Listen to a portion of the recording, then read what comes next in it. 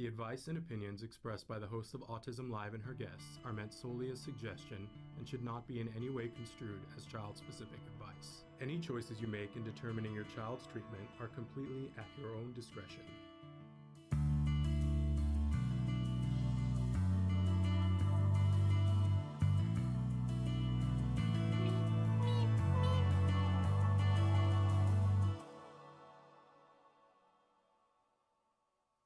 Good morning and welcome to Autism Live, this parent-to-parent edition on this wonderful Martin Luther King Day here in January of 2023. That still doesn't roll trippingly off the tongue for me. But excited to be here with you guys for this very special day and to be talking about this very special topic. If you watch the Autism Network, you know we have a lot of different programming that's here. Some of it is specifically for anyone. To write in and ask questions, like I'm thinking about Ask Dr. Doreen. Anybody can write in questions. We have episodes of Stories from the Spectrum that are specifically the voices of individuals who are on the autism spectrum and no one else's voices, right? And then we like to set aside Monday as a time when I talk parent to parent. That doesn't mean that other people aren't welcome, but I just want to be clear that different people in our community have different needs. And there've been two people recently who said to me, but I think it's really important that people know that parents do not have the ability to understand parents who are neurotypical. Let's be clear about that, because there are lots of parents that are neurodiverse, that have let me speak again. Parents that are neurodiverse who have neurodiverse children. That's not easy to say either. And they do have some insight, although each person's experience is different, but they have much more insight into what it's like for their neurodiverse children than neurotypical parents do. And I was championing what this person saying, yes, I absolutely agree. Parents do not have the same understanding as individuals who are on the autism spectrum. We do not know what it feels like to be neurodiverse. We just don't. Just like I feel that people who don't have children on the spectrum can't completely understand what that is like. And there's nothing, bad or stigmatizing about it. It's just that it's a very unique perspective. We can all try. We can use empathy and say, I want to understand where you're coming from with my limited ability to understand that. But we all have to understand that we can't see what it's like from another pair of shoes. And I feel that while it is absolutely essential that we give voice to those who are on the spectrum for them to be able to tell their story as it is, I also feel that it's important that we give space to support parents for what they're going through. Because really, parents want to support those individuals, right? And so they also deserve support, because when you think about it, if we support individuals who are on the spectrum and we support the people who are supporting them, then we're really supporting them even more, which makes me happy because I identify as a pony, a pony. Lately, I am a proud parent of a neurodiverse individual. That's my role. I do not ever want to make it sound like I know what it's like for individuals who are on the autism spectrum. I don't. And, I always say I'm not an expert in autism, and I'm certainly not an expert at what it's like to be on the autism spectrum. And people will always write in and go, yes, but you're an expert in being a parent to your child. And I say quickly, no, I'm not even that, because my child changes on a daily basis, and he will tell you, I'm not an expert in being his parent. I freely admit it. I don't even need for him to claim it, because I freely admit it. But I want to be a student, and I want to be a student sitting in the front row, raising my hand whenever I can to ask whatever relevant question is on my mind, right? That's why I do shows and talk about them. But I also want to support the other people who feel that way too, who are like, I don't understand, and I want to understand as much as I can, but more importantly, I want to be an ally, right? I think that those people are very important to support. So Traven is already showing you some of the different ways that you can connect and watch the show, whichever iteration of the show that you want, whether you want to watch Ask Dr. Doreen tomorrow, you want to watch Stories from the Spectrum on Friday, you want to watch, this week it's Let's Talk Movies on Thursday. And listen, I have some things to say about Tar, and none of them are good. So, any of those iterations. And on Wednesday, great edition of Autism Live, where we have an amazing guest who's going to be with us. Christina Adams is going to be with us talking about some new research that's out there, but also one of her favorite topics, which is camel milk. So that will be happening on Wednesday. And as I said, ask Dr. Doreen tomorrow. You can be watching the show in any of the ways that Traven just showed you on the screen. If you're listening to us in podcast, then you already know that we're available as a free download wherever you get your podcasts. But there are many different ways to watch the show. And if you're not finding the way that you want to watch or listen, please let us know. You can always write to me directly, shannon@autism-live.com.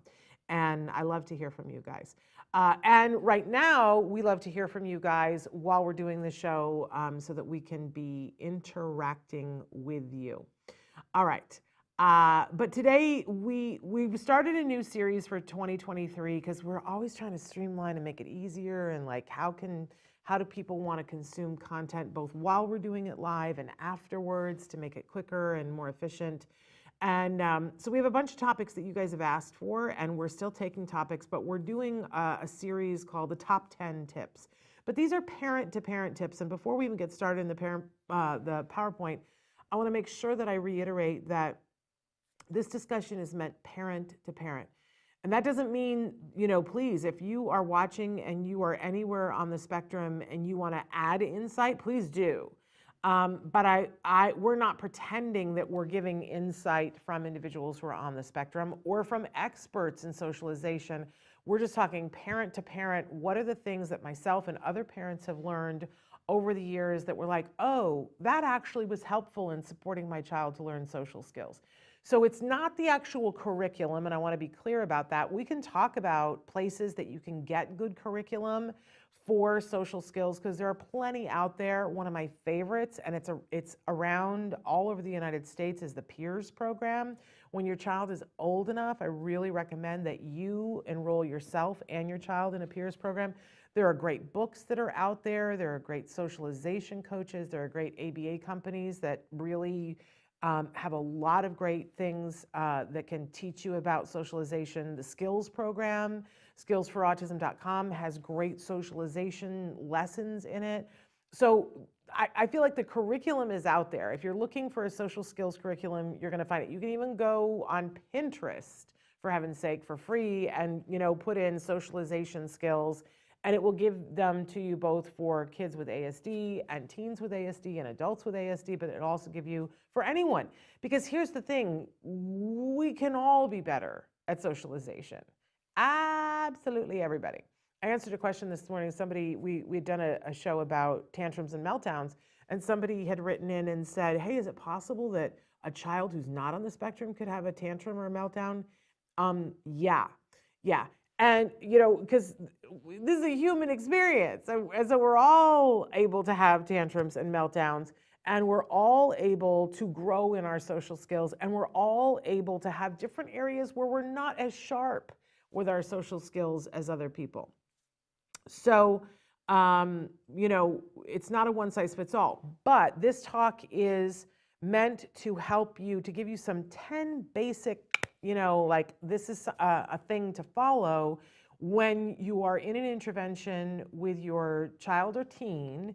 I didn't include adults in this because it's a little bit different with adults, and we can talk about that. But for this topic, it's really about for kids and teens that you want to work on socialization. Some of it applies for adults, but it gets very specific with adults. Okay, but I'm not an expert. I don't have advanced degrees in psychology or socialization or any of that. So there, you've had the disclaimer. So let's pop right into this, shall we? Did I forget something, Traven? No, I've skipped ahead. Okay.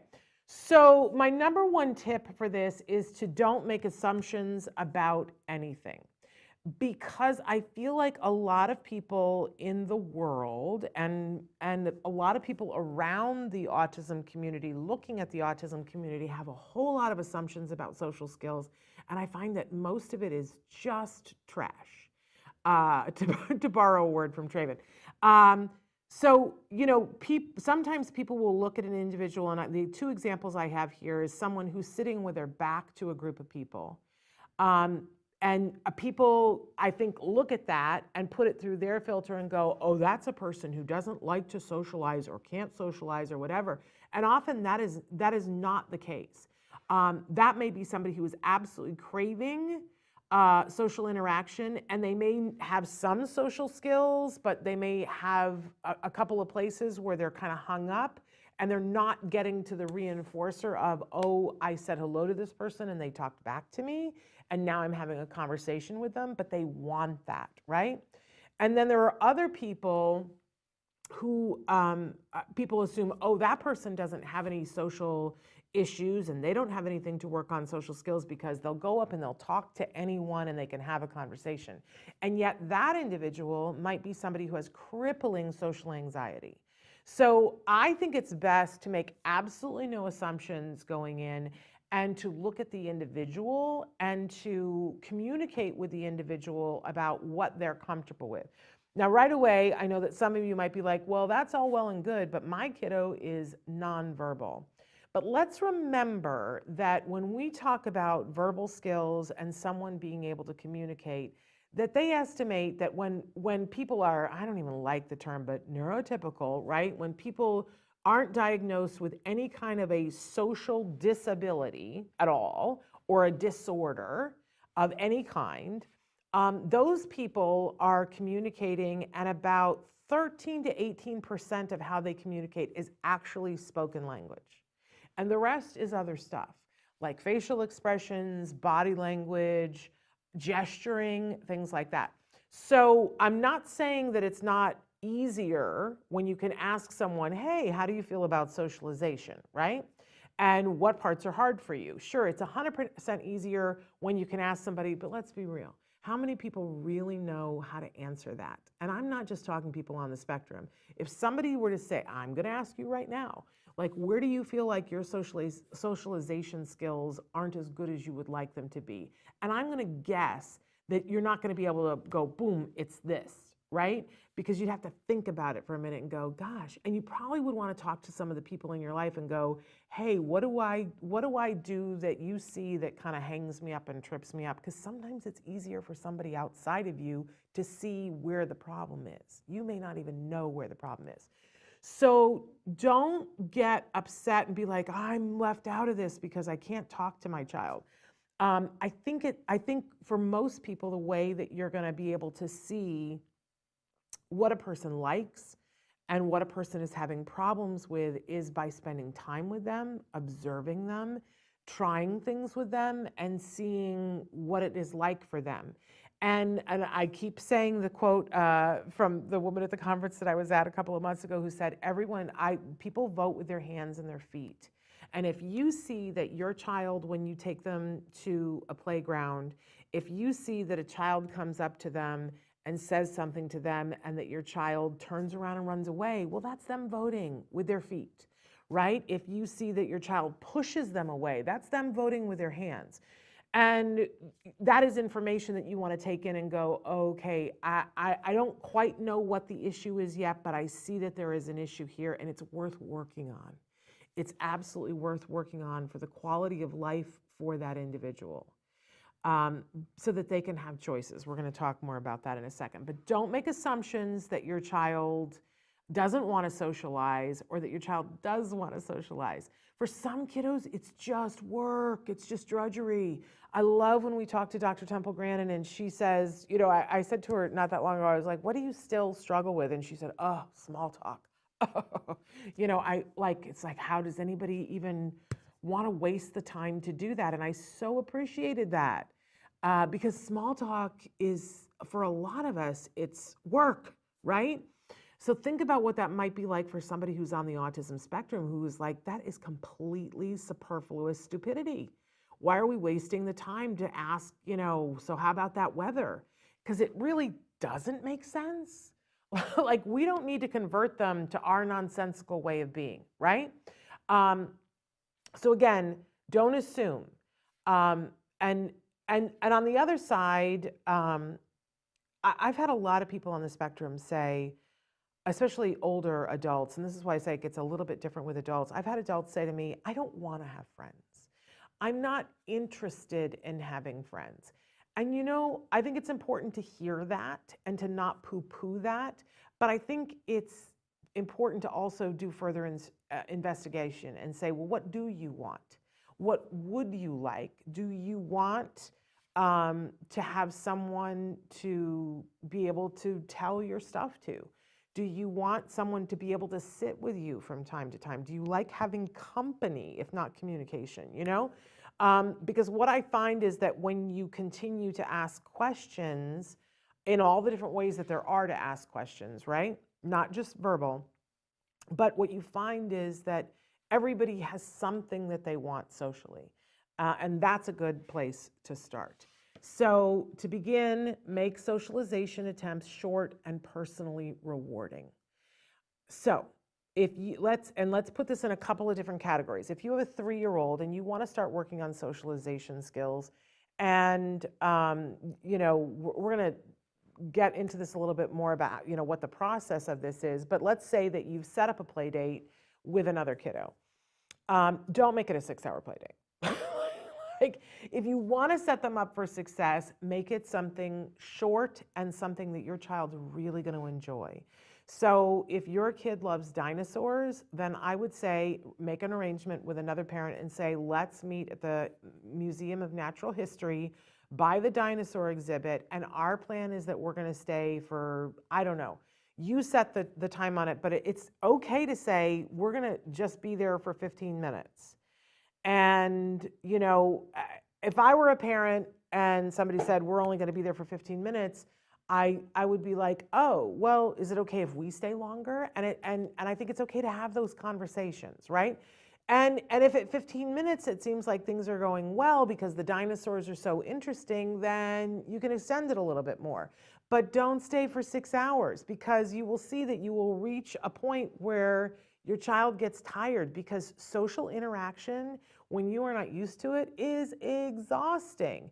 If we need evidence of this, how many of you, let's all raise our hands, after COVID and after being in lockdown, the first time that you went and were out with people, came home and felt like you had blood drained from you because you were so tired? Because socialization is exhausting. And if you're not used to it, whoo, right? And for our kiddos, when they get exhausted, their ability to cope is going to go out the window, and you run the risk of ruining everything you built in that socialization that was really reinforcing. Now, I think it's important to know your kiddo and kind of have a feel for what their number is. But I definitely, for beginning socialization, things wouldn't go longer than an hour. Because if you can make an hour work with a friend, with help and prompting and parents who are chiming in, and you've got something exciting for them to do, whatever is reinforcing for your kid, an hour's great. And leave it on a high note. Leave them wanting more. Like, don't make them so tired that they're like, I never want to do that again. The first time that I went out to something, and I was so, after the lockdown, and I was like, oh, I don't know if I can do this. And then I was there, and I was like, after a while, I was like, I'm having a good time. And then I stayed a little bit too late, and a bunch of people were hugging me without my permission. And I was like, I'm going home, and I'm never going out again, right? So imagine what it's like for a 3-year-old who's like, yeah, no, that thing, I don't like that at all, right? We don't want to get to that point. So leave while it's still good. And it has to be personally rewarding to them. It's as simple as this, right? If you were going to set up a play date, unless you had a kiddo who was so into numbers and multiplying, we would never set up a math play date, right? Why? Because who wants to do that? I know some people, not me. So make it short and sweet, and it has to be something that's personally rewarding for your kiddo so that they have a memory of, that was fun. That was a good time. We're not going to do the thing where we're going to make them mop floors, right? Unless they love to mop floors. Let's hope that that's not it. Okay, number 3, we want to absolutely cherry pick play dates and hangouts. So again, if we get into this mode of planning for success, who is the ideal person at your child's developmental stage for them to spend some time with? I always say for younger kids, if you're starting out, and even in some cases teenagers, although I'm going to put an asterisk there, but if they're really young, there's usually a bossy girl in their classroom, And usually that's a great person for them to do a play date with. And yes, they're the bossy gut girls, so they're going to order your child around a little bit, but your child doesn't really know how to do socialization. So it's kind of good that they have a child prompting them. Now, later on, I'm going to say that you want them to have somebody who's going to listen to them a little bit more. But in the beginning, those bossy gut girls will, and once they get glom onto your child and love your child, they'll stick up for them in the classroom too. So it's added benefit. And their parent is thrilled that they got invited to do something, because a lot of people, I was a bossy gut girl. A lot of people don't want to spend time with a bossy gut girl, right? But they have a time and they're going to be good therapists, right? So perfect for a young child. But later on, you want to, like, I'm thinking, like, if your child is 10 or 11 and they're starting to get some socialization skills and you want them to start advocating for themselves, then you want to have a kid who's kind of go with the flow, right? Who's like, okay, I thought I was coming over to play video games, but you want to play mousetrap? Sure, let's do it. A lot of times that's a kiddo from a big family and they're used to people, they're very flexible kids. They're used to the conversation changing on them, and they're along for the ride, and they're often very happy to be out of their house and be at your house, right? And I always say, make your house the most fun play date. Make it the most fun play date forever. And then, of course, when they're teens, as my son has told me many times, you cannot call it a play date. You got to call it a hangout. But you still want to cherry pick who is a good, right now we're trying to pick good candidates for socialization. And so, other kids who maybe need some attention and want that one-on-one time. And in the beginning, I really advocate that we only do one-on-one for these play dates and hangouts. And then as time goes on, then you want to cherry pick, okay, who are two kids that I can invite who aren't then going to gang up together against my child? It's hard sometimes. But, if you do a lot of these play dates, you'll start to get a feel for, and every year in every classroom, you're going to find new kids, and that's awesome. Because some kids won't stick around long on your playdate calendar, and that's okay too. Number 4, pick 1 or 2 things to work on per playdate or hangout. I think it's so important that we not get into this mode of, well, I want my child to do socialization perfectly. So, a lot of times what I see myself and other parents do is that we invite the kiddo over and we're so nervous that our child gets along with the kiddo that we're prompting our child. Make sure they asked you a question. Are you answering them? Well, you have to share. You have to do this. And we throw all these prompts at them as if we expect them to become socialization geniuses like that because we just invited another kid over. This is not the way, right? I think that it's important beforehand to pick maybe we're picking on taking turns as one of the things that we're going to work on is taking turns and responding when somebody asks you a question. Great. Then those are the only 2 things we work on. And those are the only 2 things we prompt. And we're going to reward everything that goes well. But those 2 things in particular, if it's not going well, we can say, do you want to answer his question? Billy's asking you a question, right?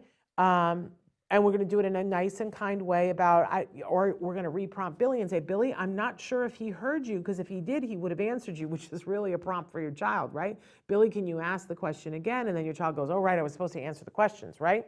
But don't have a laundry list of things for them to work on, because you know what that turns into?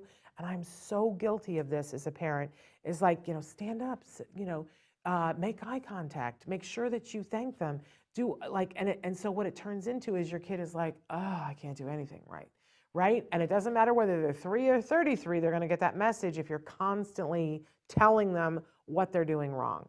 So pick 1 or 2 things and have a discussion with your child about it beforehand. Don't let it be a mystery to them. You can make a visual graphic and say, okay, so, here's what we're working on, is that we're going to take turns when we play the game. We're going to take turns, and we're going to work on, and this is just 2 random examples. We're going to work on, if somebody asks you a question, that you answer the question. And you're going to get points for every time you do this. And at the end of the play date, what is it you want to get as the special treat for having, maybe you have ice cream cones ready to go, or whatever the thing is that your kiddo loves, because it's got to be personally rewarding to them. But only 1 or 2 things per play date. And save the other things for another time. And what it does? It allows your child to feel successful. And as we feel successful, then we're willing to try again, which is really what we need for socialization skills. Number 5, teach and practice skills outside of social moments before working on them inside a live interaction. So also, we don't want to, if we're going to pick 2 things that we're going to work on during the play date, it can't be the first time that we're ever asking our child to do that inside the play date. So we rehearse. We rehearse and we practice. Why do we rehearse fire drills? Because when we're in the live thing, we want our body to know what to do and our brain to remember this is what happens, right? So it's exactly what we do. If what you want is for the child to take turns, we wouldn't just say to them, okay, so when they come, you're going to take turns. Our child may not have any idea what that means. So outside of a moment in a play date, we would sit down with a board game, or we'd have somebody else do it if we have therapists that are visiting the house or they go to a center, right? And we would practice and we would have somebody else there modeling the behavior too. I think, family game night is a great place to do this. And so, and maybe sometimes you have a conversation with an older brother or sister and say, I'm going to be showing you how to take turns, but we know that it's really for the other person. Or you can do it directly, however you want to do it, but we teach outside the moment first and give them an opportunity to try it and master it. And then that's when we have the play date and we say, okay, now, today we're going to work on taking turns. And they already know how to do it. I think that sometimes people think that magically, mystically, if we just say to our kids, okay, we're working on this now, that they'll know the ins and the outs of it. It doesn't work that way with our kids. It doesn't. Yes, magically, it can sometimes work with our kids because it magically sometimes works with all kids. But again, what was number 1? We're not assuming anything. So teach outside, reward, and then plop it into the interaction and reward. Okay, number 6, reward everyone for socialization attempts. That means you, because this is hard work, right? Reward the individual who is making the attempt at the socialization, reward the practice friend, reward the siblings, reward everybody when it's working, because we want everyone to feel like, I'd like to do this again. And if you set up a play date, and I've seen so many parents do this, and guilty as charged myself. You set up a play date and you've got every snack in the world because you want your house to be the most fun thing, and you've got the video all ready to go, or you've got the video game and the system and it's all ready to go, and you've done all of this work and the kiddo has a great time. You're going to feel gratified that your kiddo had a great time. But if you do this over and over and over again and don't do something nice for yourself, eventually it's going to start to feel like work. And we don't want it to. So reward yourself. That you're like, oh, I wish somebody had said this to me, because there was a period of time when they were saying to me, okay, you have to schedule between 2 to 4 play dates a week for your child to be working on the socialization stuff that we're doing in therapy. And I remember saying to them, oh, yeah, sure, no, I can do that. That's no problem. I have no problem doing that. Except I really did have a problem. Psychologically, it was a lot to ask other parents, hey, can you bring your child over to play? Because what if they said no? And what if they said, my child doesn't want to play with your child, right? I got caught up in all of that. So it was really, really hard for me. And I would do it and it would go well. And I would go, oh, okay, yeah, I'll do it again. And I have to work. I wish somebody had said, what reward would you like, Shannon, for having done the hard work of gotten through all of your emotions to schedule the play date? Maybe I would have done it more often. So reward yourself and everyone involved. Make sure that the kiddo who did the play date with your child, that they get rewarded too. Or the teen that came to your house to do the play date with your teenager, reward them. You have cousins or nieces, nephews, friends, children, reward. That's important because they'll know, I want to come back to their house because I get treated really well there.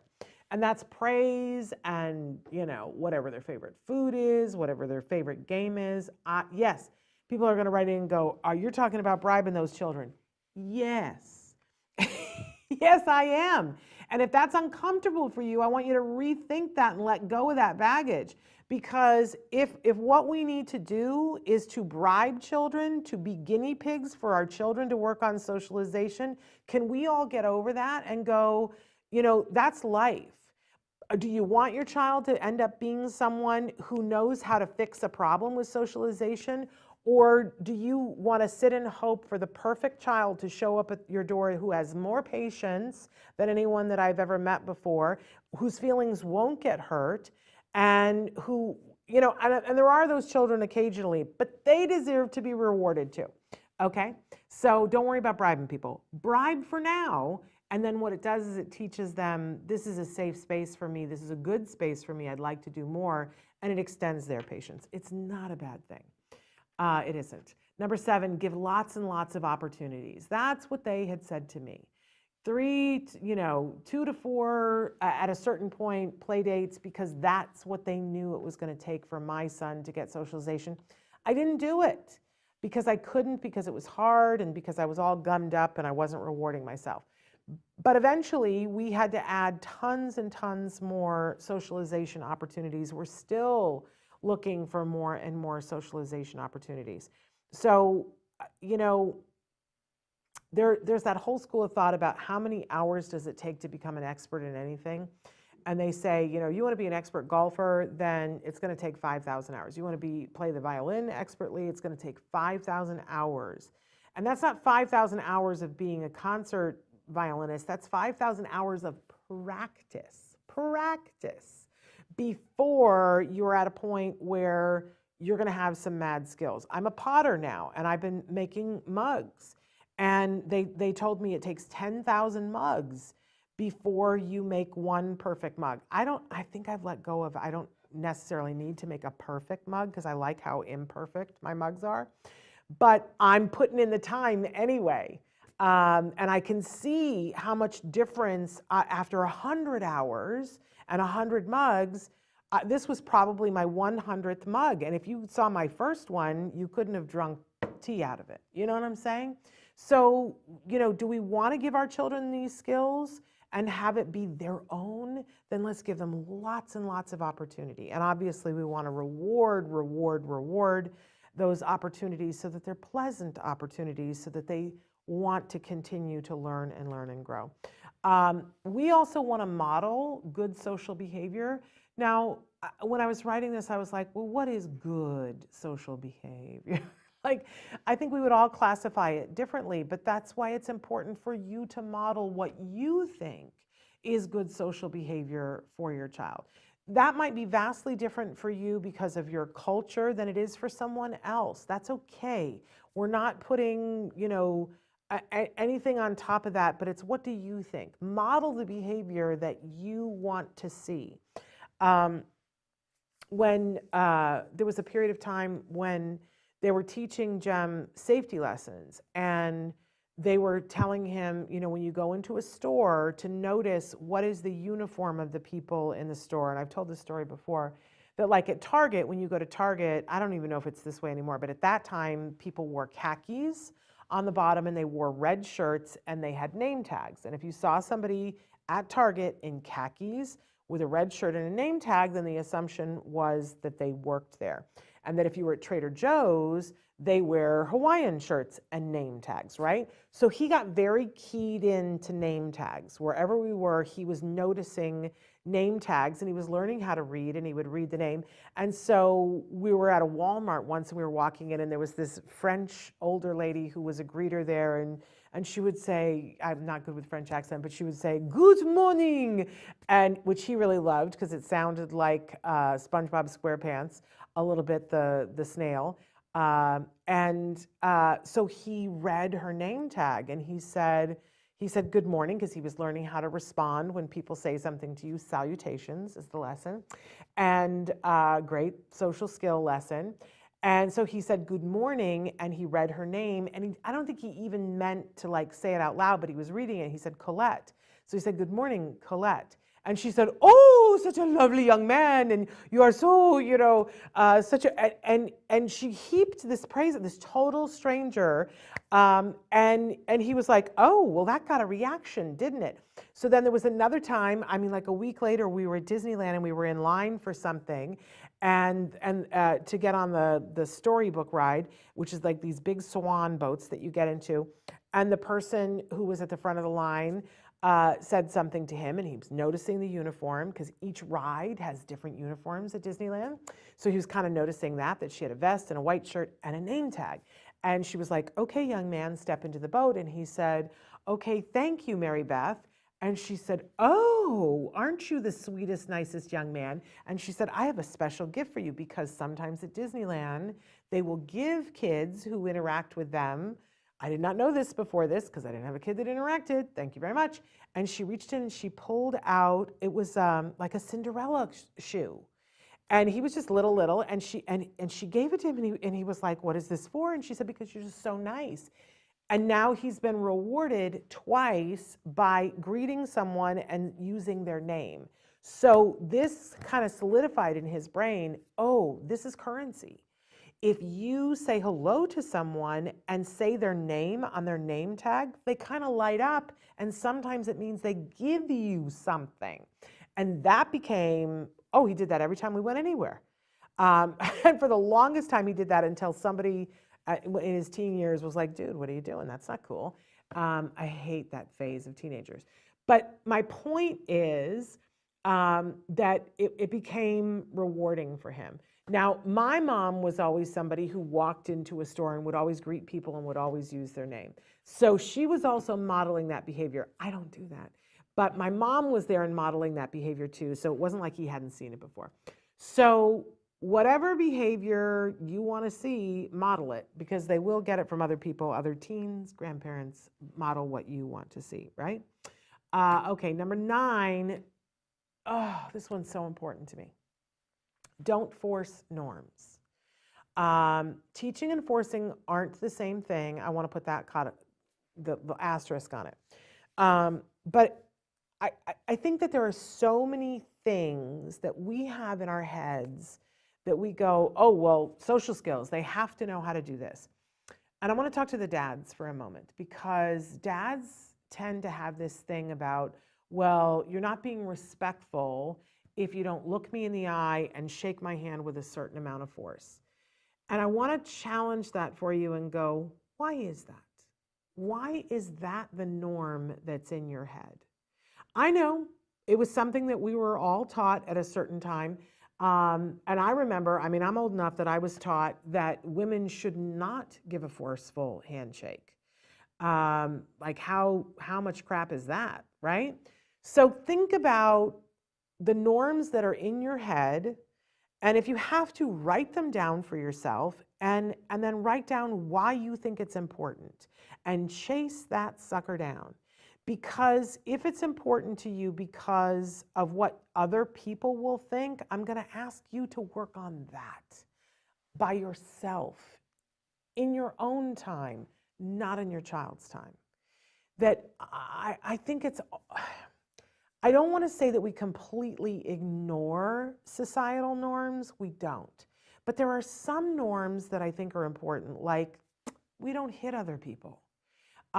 Like that becomes a thing that if we were to take that and go, I'm teaching that to a 4-year-old, is it true for an 18-year-old? Is it true for a 25-year-old? Is it true for a 45-year-old? And what are there consequences? I mean, when a 4-year-old hits, there are always consequences, but they get vastly different when the child gets older. When they're an 18-year-old and they're hitting, police get called, it's going to be a vastly different thing. If they're even 16 and they hit somebody, you could have that individual taken out of your care because they've done something to somebody else. So those kinds of norms, I think we need to pay more attention to, right? But norms about things that are just arbitrary 2023 society, this is how we've decided we do it, I think you got to look at those a little bit harder. If you feel that something, now, again, Another asterisk on top of that is that there are some things that our kids need, skills that our kids need to learn to be able to do, to be able to get other kids to play with them. I'm not thrilled with that. And I'd like to be able to teach those other kids skills so that they can play with our kids without forcing our kids to have to fit their mold. I really, really do. But the problem with that is that that takes a long time. And I'm the mom who remembers my son laying in the front hallway of a friend's house, laying on the floor and saying, "Why won't they play with me?" And I came back in the next day and said to our ABA team, I was like, teach him what he needs to know to get these kids to play with him. And they put together exactly that lesson. Now, did they also give me things to talk to the parents of those kids about and to talk with those kids when I invited them over for a play date? You betcha. It was a concerted effort, but it was clear that there were parts of it that my son wasn't getting. And the biggest one was that he needed to learn how to change up his techniques and how to persevere in the face of not being successful. And that was a really important skill that he could apply to a whole bunch of other things. But I think it's really important that, you know, there are a lot of people who are like, well, you got to have eye contact. Yeah, I don't think so anymore. And maybe 20 years ago we would have said that, but I don't think so anymore. I think we're quickly moving away from that and from people. And too often, I'll be honest with you, when people teach eye contact, a lot of times they teach it wrong. And then you get people who make creepy staring eye contact and they don't blink and they just keep looking and they never look away. And that's, I think, worse than if they don't make eye contact. So be careful about what you decide to teach social skills wise to your child and why, or your teen, or even an adult. Like, is it something that your grandmother put on you, and do you really feel that way? As I said, for the men, you know, this whole thing about the eye contact and the firm handshake, who shoved that down your throat? And is it really truly how you feel, or is it the way that you cope with the way the world is, and you're wanting to give the coping skill to your child, in which case, let's give a coping skill to your child, you know? And if you decide that there's a norm that is just like, oh, that's a societal norm, and I don't even like it, and I don't even agree with it, then put it in that context for your child. Put it in the context of, okay, this is a game. And the game is, and I did this once with my son. I said, okay, you know, I'm so bad with people's names now. It's so ironic that at this point in the game, I'm really bad with people's names. But he couldn't, when he was little, he couldn't remember anybody's name. Just couldn't remember it. It just didn't stick. And he would be like that kid, but he could never remember what their names were. And so we said to him, here's the game.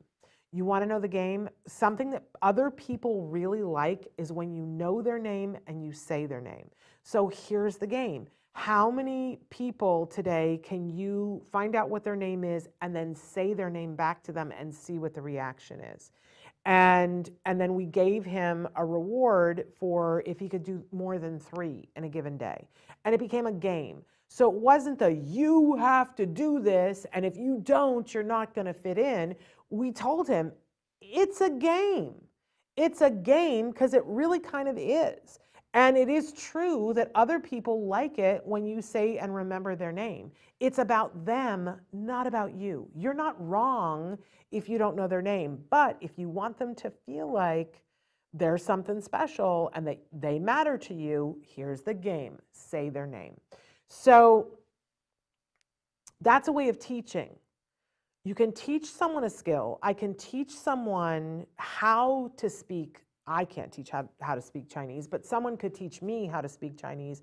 That is not the same as them forcing me to only speak in Chinese.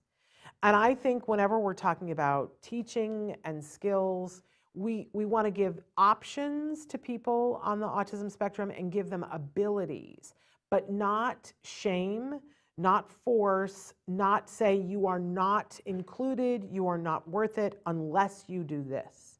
Can I get an amen for that? Because I think a lot of us feel this way. Don't force norms just because. And number 10, and this is right out of the Peers Playbook, advertise for friends with shared interests. So Liz Lageson is the creator of Peers Program, and one of the many things that she teaches in her program is that who we are and how we carry ourselves about, we're a billboard, we're a walking billboard, and we have the ability to put things on our billboard that advertises for people of like interests, right? That, you know, I'm a crazy woman shaving my head right now. Like, let's just be honest. Like, I did not mean for it to get this short, but there it is. But there is this thing when I'm in Costco and I run into another woman who's my age and who is also shaving her head short, and we will look at each other and go, I get it. I just can't do the hair thing anymore. I just can't. I can't at this point in my life. And we kind of like, yeah, I gotcha. I gotcha right here. There are people who have tattoos that say different things on them. And I have friends who are tattooed, and we'll go someplace and somebody will go, oh, you know, this, that, or the other thing. Rachel Bird, who we just had on the show the other day, and she wore her Mickey ears. She's constantly got some Disney stuff. And whenever I go someplace with her, we always run into somebody who's like, oh, are you a Disney person? I'm a Disney person. And they have this whole conversation. We can do this with our kids too. That, you know, your kid may go to a school where they're wearing a uniform, but even then they tend to have days when your kid can wear whatever they want to. And one of the things that I've heard Dr. Lageson say is take your child shopping, get t-shirts or a shoe or a hat or whatever that says something that's a little obscure about something that they love, that only people who have like interests would notice and glom onto them. And I heard her say this right before my son was starting high school. And my son was going to a high school where they did have uniforms. But they had 2 days where, let me just, they had 2 days at the start of their freshman year that were like this boot camp thing that they didn't have their uniforms yet. And you dropped them off at school at 7 o'clock in the morning, and a bus was there to take them to a college campus, and they were going to hang out on the college, because it was a college prep high school, and where they could hang out all together, and then we'd pick them up that night. And then the next morning they would go to another college campus, and they had workshops that they would do while they were there to help them bond as a group of people. And there were 2 buses, right? And that was the total amount of kids that were going to be in his freshman class, enough for 2 buses. Now, some of you go to schools that have huge amounts of kids, and some go small, or you have, you know, 20 kids in a classroom or 30 kids in a classroom. I hope it's not more than 30. You know, it was a thing where he's going to get on the bus, and nobody at his high school, because it's a standalone high school, nobody knows anybody, right? And so Dr. Lageson's advice was get him 2 t-shirts. He's into very specific video games, and so get 2 t-shirts that the general public wouldn't have any idea what was on that t-shirt. Only people who are in the know would know. And so we did. We shopped for like a month, and we had a couple of different choices, but we finally, between the 2 of us, arrived at these 2 t-shirts. And by the way, there was nothing, you know, horrible on the t-shirts. I'm not about that, nor is he. And so the first day, we picked which t-shirt for the first day. He got on that bus, and I was a nervous wreck.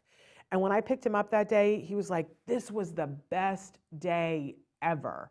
And I said, it was, why? And he goes, oh, I made this group of friends. And he said, we already started this phone chat. We're already texting with each other. And that group of friends went all the way through high school. They're all in college now. They are still friends. They still get together. A bunch of them just went to Big Bear together with no parents, you know, because they're adults now. And I blame it and claim that the whole thing started from a t-shirt. And the fact is that you can start your kids younger with that kind of thing. And you can teach the other way too, that for them to notice who in this room, like you go in someplace and say, who's got a t-shirt on that's something that you like, that's someone you could go up and talk about that thing on the t-shirt. It's like signaling. It's so simplistic, it's so easy, it's so doable, and it's so helpful. So I encourage you guys to have your children be billboards to attract like-minded friends and people to them. Now, for safety's sake, I also want to say don't put your kid's name anywhere on the clothing that they're wearing. If your child is a flight risk, I do encourage you to get the QR code reader thing. But don't, a lot of times people will put their kid's name in big letters on the back. That is not a good idea, safety-wise, because then people walk up to your kiddo and say, oh, I know your mom and things like, we don't want that. Okay, so we've gone through a lot of these things really quickly. Let's take just a minute to talk about why adults are so different. Because adults are just bigger people. They were children at one time, they're just bigger people, right? Yeah, except that the more we grow, the more our interests become more and more specialized. What we want for socialization, we get more and more individual. And so it's really important to me to not be really general when talking about adults. When we're talking about younger kids, we're still in the phase where so much of it is discovery, and I really feel like for our kids and our teens, we have an obligation to expose them to things, to see what they like. And so maybe you go to a classical concert and you see if your kid is just like, oh, this is the great thing, or if they are bored bananas. One classical concert where kids are bored bananas isn't going to be the end of their world, right? One evening of them being bored, you can even leave early if you want to, right? But I think it's worthwhile to expose them to it. But once somebody is an adult, it's not that we stop exposure, but that I think instead what we do is focus more on what the area of interest is. And so it's almost like all the advice that I've given gets even more specific, like when you dial in a telescope to get a picture really, really clear, so that if somebody is, when they're 4 and they're really into Thomas the Tank Engine, fantastic, right? And I don't think that we want to take that away from them, but we would want to expand that. And we would want to take them to see real life trains, and we would show them videos and take them to the library to see books of real trains and how trains have changed, and we take them on a ride on a train now, and then we might go on a subway and do all these different things and see if in fact it's train specific, or are they into vehicles? Like, how interesting would it be to take them to an airport and watch planes take off, right? Are they, now is it space? Do we want to look at rocket ships and things like that? But if an adult is saying to me, I'm really interested in Thomas the Tank, then I think we really want to set them up with other people who really like Thomas the Tank. And I'm not saying that we couldn't try to introduce them to other things having to do with trains, but my hope is we've already tried that. And if they weren't interested, we don't need to keep pushing it. You know what I'm saying? Let them be into Thomas the Tank. I can think of Atticus Baldwin that we just had on the show, who is an adult, and he's whip smart, and he's charismatic, and a wonderful human being, and he's still interested in Thomas the Tank. And so now, he's starting to come up with ideas for things that can be on Thomas the Tank now, and he wants to talk about that. So we would want to put him socialization-wise with other creative people who were creating ideas for animation and things like that. We wouldn't be like, no, we're going to force you to sit down and talk with somebody who's really interested in engineering and steam engines and things like that, because like the conversation isn't going to go boom, right? There's going to be a little back and forth, and then it's not going to be setting them up for success. So I think that's all I wanted to say about adults, is that, and I think that with adults, even if they are nonverbal, it can get so much more specific. I talked earlier about different curricula programs. Daniel Wexler, who is an adult who identifies as being on the autism spectrum, teaches social skills, and he teaches it to adults, and he's just so specific that, he'll sit with an adult. And one of the things, we've had him on the show years ago, we should invite him back again, But he talked about, look at where the person's feet are pointing. If you're talking to someone and their feet are pointing at you, and then you look at their face and they're nodding when you're talking, then you're doing okay. Keep going. But every once in a while, stop to ask them a question.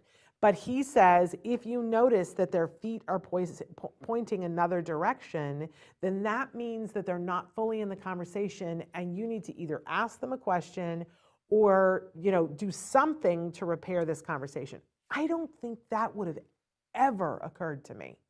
And I certainly had never heard that anywhere else teaching anybody social skills, but it's so specific, right? And I do encourage you to check out his stuff, Daniel Wexler. But again, there are so many social curricula areas out there. I'm a big fan of having all of our kids from 3 years old up through way into adulthood and senior citizenship use theater classes as social skills. I'm a ginormous fan of having it be inclusive. I have never understood why people think having a social skills class with just people on the spectrum is a thing. I've never gotten that in my life. I don't understand what that is. But that might just be me.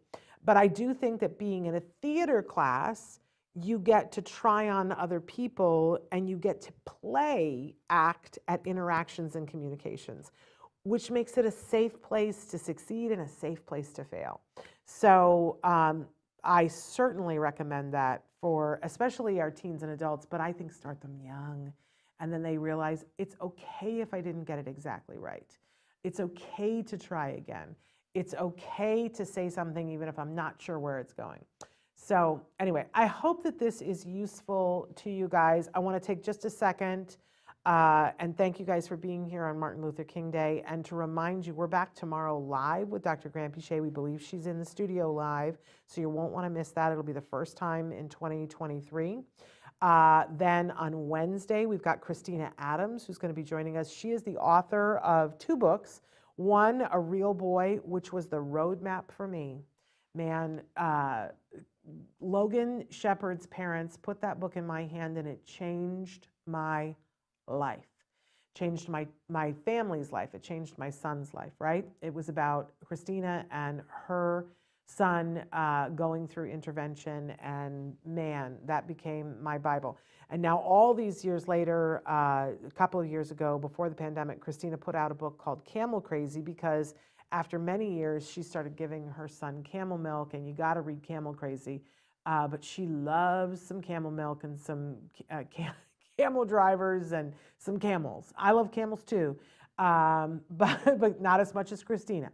So she'll be here to talk about all of that with us. Then on Thursday, it's Let's Talk Movies with myself and Moira Giammatteo.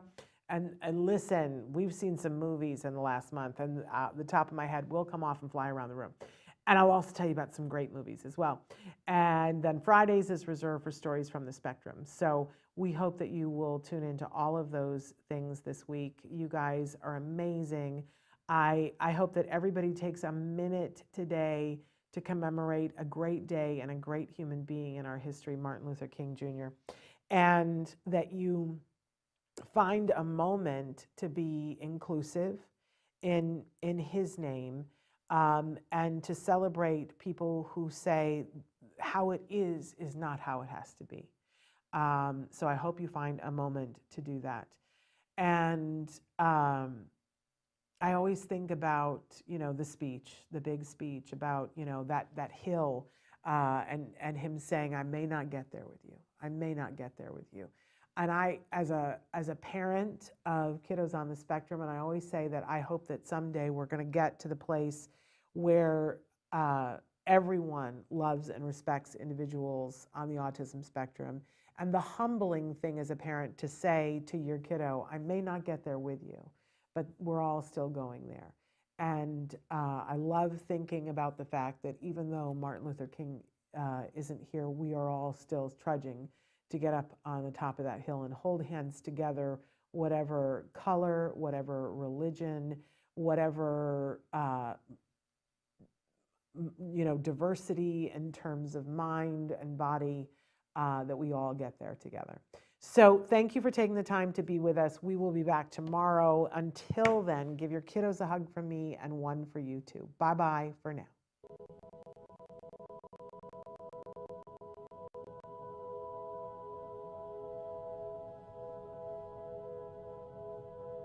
If you found anything helpful in this video, please give us a like. In fact, make sure that you smash that subscribe button on YouTube and give us a like on Facebook. You can also follow us on Twitter and on Instagram for important updates. And please download our free podcast wherever you get your podcasts. Thank you so much. See you next time.